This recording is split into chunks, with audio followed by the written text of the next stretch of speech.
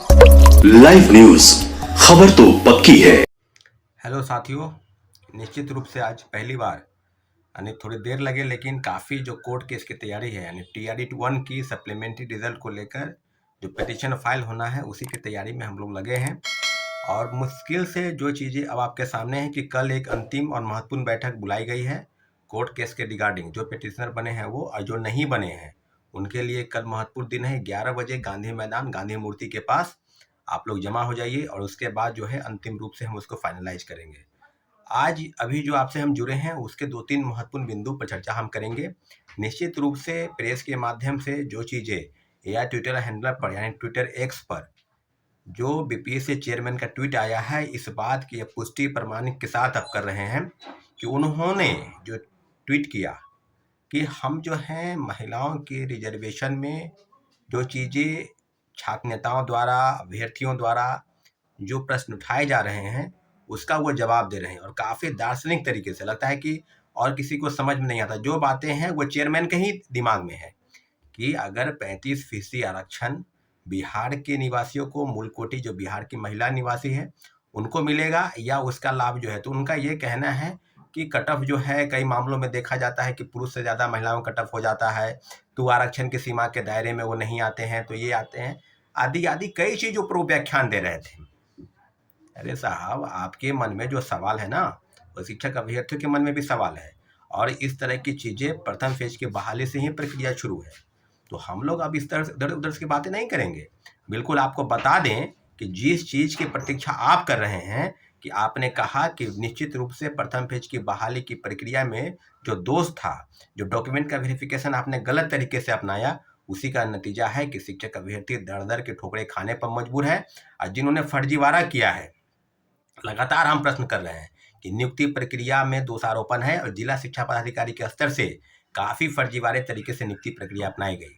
जैसा कि साथियों आपको सबको पता है कि प्रथम फेज की बहाली में सभी के आदेश के बाद और शिक्षा विभाग की जब आंख खुली, जब नींद टूटी, तब इन लोगों ने नोटिस दिया कि हम फिर से जांच करेंगे, थंब इम्प्रेशन लगाएंगे, सर्टिफिकेट का जांच करेंगे, आधार मैच ही नहीं हो रहा है, सिग्नेचर मिलान नहीं हो रहा है, फोटो मिलान नहीं हो रहा है। तो कई चीज़ें अब बिल्कुल अब क्लियर हो गई है कि जिलों से सूची अगर भेजी जाए तो नालंदा से 150-200 शिक्षक जो हैं वो गायब हैं। उसके पहले पटना से 150 शिक्षक गायब थे। कहाँ चले गए भाई? पाताल में समा गए या आकाश खा गया उनको? हुआ क्या? शिक्षक अभ्यर्थी के मन में जो सवाल है उसी सवाल का जवाब आपको देना है और सारे चीज़ों पर 1 to 5 से लेकर और 8, 9 और 10th 11 यानी 1 to 5 से लेकर 11, 12 तक, प्राथमिक से लेकर उच्चतर माध्यमिक तक जितनी भी व्यवस्था जो शिक्षक बहाली में हुई, सभी में व्यापक तौर पर फर्जीवाड़ा हुआ। इसकी पुष्टि बीपीएससी और शिक्षा विभाग के जितने भी पत्र जारी हो रहे हैं इस बात को प्रमाणित करते हैं कि बिहार में बड़े पैमाने पर घोटाला हुआ और जो माननीय मुख्यमंत्री जी के संज्ञान में भी नहीं है। तो मैं आप अपने चैनल के माध्यम से निश्चित रूप से ये आशा करता हूँ कि माननीय मुख्यमंत्री 1 to 1 सभी चीज़ों पर संज्ञान लें, क्योंकि कई चीज़ें हो रही है। टीआरडी 2 में भी वो चीज़ें सामने आएंगी। सप्लीमेंट्री रिजल्ट अभी भी होनी चाहिए जारी, लेकिन टीआरडी 1 में मात्र 93,000 लोगों को ही आपने नियुक्त कराया, उसमें से भी 28,800 नियोजित शिक्षक हैं और अभी फर्जीवाड़ा का डाटा चल रहा है। जिलों में फर्जीवाड़ा का हद हो गया, कहीं 150 गायब हैं, कहीं 100 गायब हैं, कहीं 75 गायब हैं और ऐसे कोई ऐसा जिला नहीं है बिहार में बाकी जहां से फर्जीवाड़ा नहीं हुआ। तो कहने की क्या जरूरत है? टीआरई 2 की बात होगी, सप्लीमेंट्री रिजल्ट के लिए उन्होंने ट्वीट कर दिया है कि 14,700 रिजल्ट देंगे, उसकी भी तैयारी चल रही है। वो कब आएगा रिजल्ट, उसकी भी ये पुष्टि। अगर वो रिजल्ट 14,700 नहीं आया तो उसके बाद भी पूरक परिणाम के लिए घमासान छिड़ेगा।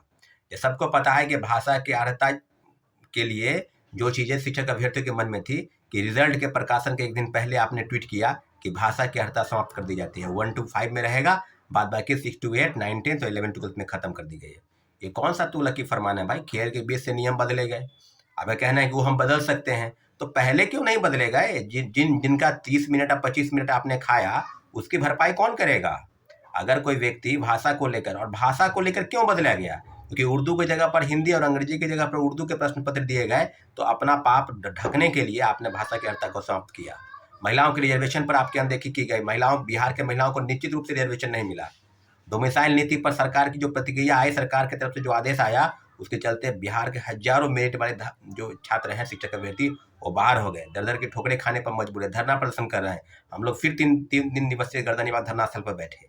तो क्या ऐसी चीजें नहीं होगी? द कोर्ट केस जाने के संबंध में जो भी तैयारी है वो पूरी कर ली गई है, और आगे यानी कहने का मतलब 10 या 11 तारीख को पूरी ड्राफ्टिंग हो जाएगी।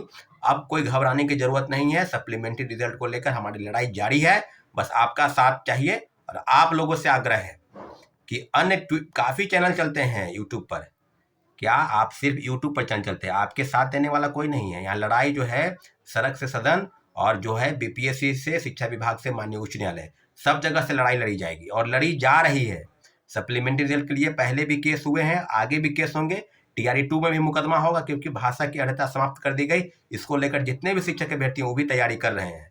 तो जो सवाल है, बीपीएससी में बड़े पैमाने पर शिक्षक भर्ती जो हुई और उसमें घोटाला हुआ, फर्जीवाड़ा हुआ, इसका दोषारोपण, इसका दोषी कौन है? तो वो बीपीएससी है और शिक्षा विभाग है। इन दोनों ने, आयोग और विभाग की मिलीभगत के कारण, हजारों जो है मेरिटधारी वो रोड पर भटकने को मजबूर है और फर्जीवाड़े नियुक्त हो गए। उसको आप चोर कह लीजिए, डकैत कह लीजिए, जो मन में आया कह लीजिए। इन लोगों की वजह से ही बिहार में बड़े पैमाने पर फर्जीवाड़ा हुआ। और मुझे लगता है कि इस तरह की चीज़ों पर निश्चित रूप से बिहार सरकार को संज्ञान लेना चाहिए। आप सबसे आग्रह है कि हमारे चैनल को अपने सब्सक्राइब नहीं किया तभी सब्सक्राइब कर दे, ताकि हमारी बात आप तक पहुंच सके और आपकी समस्या का समाधान हम जल्द से जल्द कर सके। ठीक है साथियों, धन्यवाद। जय हिंद। लाइव न्यूज, खबर तो पक्की है।